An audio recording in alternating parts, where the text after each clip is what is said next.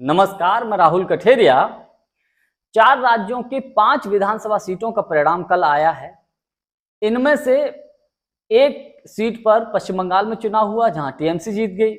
2 सीटों पर गुजरात में चुनाव हुआ जहां एक पर बीजेपी और एक पर आम आदमी पार्टी जीत गई। केरल में एक सीट पर चुनाव हुआ, वहां पर कांग्रेस जीत गई और पंजाब में एक सीट पर चुनाव हुआ, वहां पर भी आम आदमी पार्टी जीत गई। कुल मिलाकर 5 में से 2 सीटें आम आदमी पार्टी जीत गई, एक गुजरात में और एक पंजाब में। उसके बाद आपने देखा होगा कि अभी तक केजरीवाल साहब कहीं नजर नहीं आ रहे थे दिल्ली में विधानसभा के चुनाव को हारने के बाद। लेकिन केजरीवाल साहब एकदम आए, प्रेस कॉन्फ्रेंस की, अपनी पार्टी की तारीफ है की, अच्छी बात है, करना भी चाहिए, पार्टी चुनाव जीती है 2 सीटों के उपचुनाव। लेकिन उन्होंने गंभीर आरोप लगा दिया कांग्रेस पार्टी के ऊपर कि कांग्रेस और बीजेपी मिलकर आम आदमी पार्टी को चुनाव हराना चाहती थी, लेकिन इसके बावजूद हमारी पार्टी दोनों सीटों पर चुनाव जीत गई। जो कांग्रेस पार्टी और कांग्रेस पार्टी के नेता अभी तक केजरीवाल साहब या आम आदमी पार्टी के ऊपर गंभीर आरोप लगाते थे कि ये भारतीय जनता पार्टी की बी टीम है, अब केजरीवाल साहब बोल रहे हैं कि कांग्रेस पार्टी बीजेपी के साथ मिलकर काम कर रही है। तो इन दावों में कितनी सच्चाई है, आज मैं इसी को लेकर चर्चा करूं। लेकिन उससे पहले यदि आपने अभी तक हमारे चैनल को सब्सक्राइब नहीं किया है तो सब्सक्राइब जरूर कर लीजिए और घंटी के बटन को जरूर दबा दीजिए। दिल्ली में पिछला जो विधानसभा का चुनाव हुआ था, आपको याद होगा, कांग्रेस ने पूरी कोशिश की कि किसी भी प्रकार से कांग्रेस और आम आदमी पार्टी मिलकर गठबंधन में चुनाव लड़े। लेकिन केजरीवाल साहब ने खुलेआम घोषणा कर दी कि हम किसी भी हाल में कांग्रेस के साथ गठबंधन में चुनाव नहीं लड़ेंगे। अंततः कांग्रेस को निर्णय लेना पड़ा और कांग्रेस ने दमदारी से लगभग 20 सीटों के आसपास दमदारी से चुनाव लड़ा। परिणाम ये निकला, कांग्रेस अच्छे खासे वोटों लेकर आई और जितने कांग्रेस वोट लेकर आई उतने ही वोटों से लगभग आम आदमी पार्टी के नेता चुनाव हार गए। यानी कि गठबंधन यदि होता तो दिल्ली में कांग्रेस और आम आदमी पार्टी की सरकार होती। लेकिन मेरा अपना व्यक्तिगत मानना यह है कि कांग्रेस की सबसे बड़ी भूल दिल्ली के विधानसभा के चुनाव में यही थी।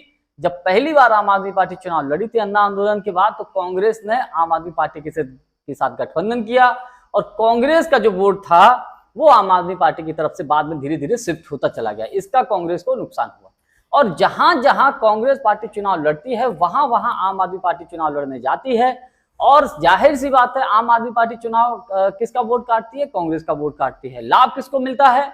जितना परसेंट कांग्रेस का वोट कटता है उधर वो आम आदमी पार्टी की तरफ शिफ्ट होता है और लाभ किसको मिल जाता है? भारतीय जनता पार्टी को। उदाहरण के तौर पर सबसे बड़ा उदाहरण यह है कि पिछला जो अभी विधानसभा का चुनाव हुआ था हरियाणा में, तमाम राजनीतिक विश्लेषक, तमाम सर्वे दिखा रहे थे कि कांग्रेस की बम्पर जीत हो रही है, 2/3 बहुमत से जीत हो रही है। हालांकि उसके तमाम और भी आंकड़े हैं कांग्रेस के चुनाव के हारने के। लेकिन केजरीवाल साहब जेल में जब बंद थे, जेल से जब बाहर आए तो उन्होंने घोषणा कर दी कि हम हरियाणा की सभी विधानसभा की सीटों पर चुनाव लड़ेंगे। परिणाम क्या हुआ? कांग्रेस पार्टी बुरी तरीके से हार गई और हरियाणा में तीसरी बार भारतीय जनता पार्टी की सरकार बन गई।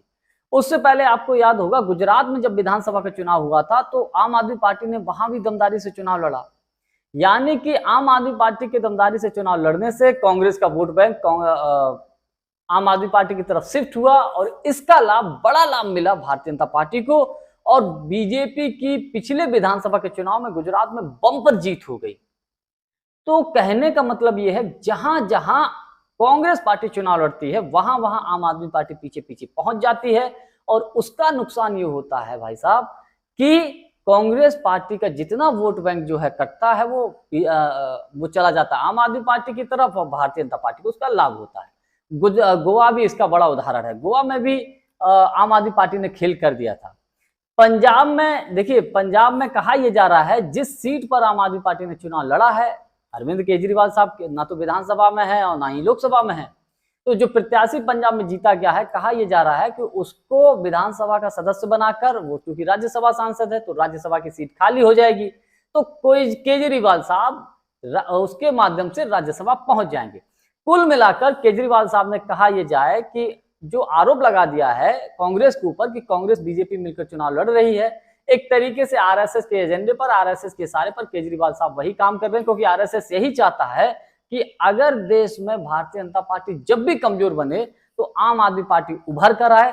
क्योंकि कांग्रेस को अगर पिछले कुछ चुनाव में देखा जाए, जो नुकसान आम आदमी पार्टी ने पहुंचाया है सबसे ज्यादा पहुंचाया है। मेरा व्यक्तिगत मानना यह है, जिसकी वजह से कांग्रेस अच्छे खासे चुनाव जीते जीते हारी है।